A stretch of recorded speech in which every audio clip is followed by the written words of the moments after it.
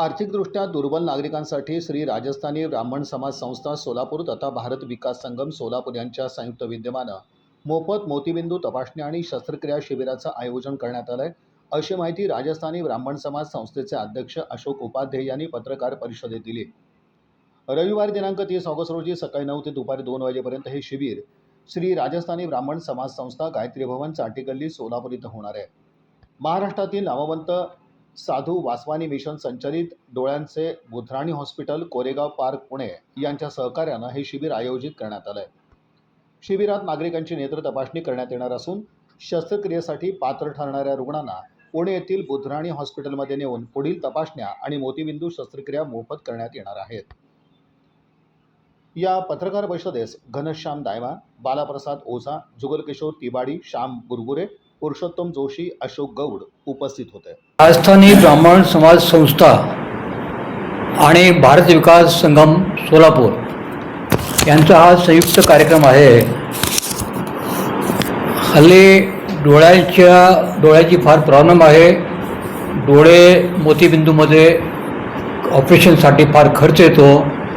हे गरीब, दीनदुखी, दुबळ्या, आर्थिकदृष्ट्या कमकुवत अशा लोकांच्यासाठी राजस्थानी ब्राह्मण समाज संस्था यांनी एक उपक्रम चालू केलेला आहे की त्याच्यामध्ये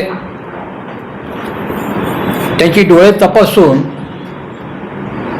साधू Vaswani mission Budhrani hospital Pune Koregaon park या हॉस्पिटलमध्ये त्यांना डोळे तपासून ज्यांना मोतीबिंदू आहे अशा लोकांना ते मोफत ऑपरेशन करणार आहे। एक दिवस तिथं डॉक्टर ठेवणं म्हणजे जाण्याचा खर्च तेच देणार आहेत, ऑपरेशन तेच करणार आहेत। तर त्यासाठी आपण सर्वांनी आव्हान करायचं आहे की जास्तीत जास्त या संधीचा फायदा घ्यावा। तुम्हा लोकांना सुद्धा माझी विनंती आहे की तुम्ही जे प्रत्येक पत्रकारांना 2-2 व्यक्ती जर आणले 50 व्यक्ती होतात, तर मला आमची कळकळून हात जोडून विनंती आहे या संधीचा जास्तीत जास्त फायदा घ्यावा।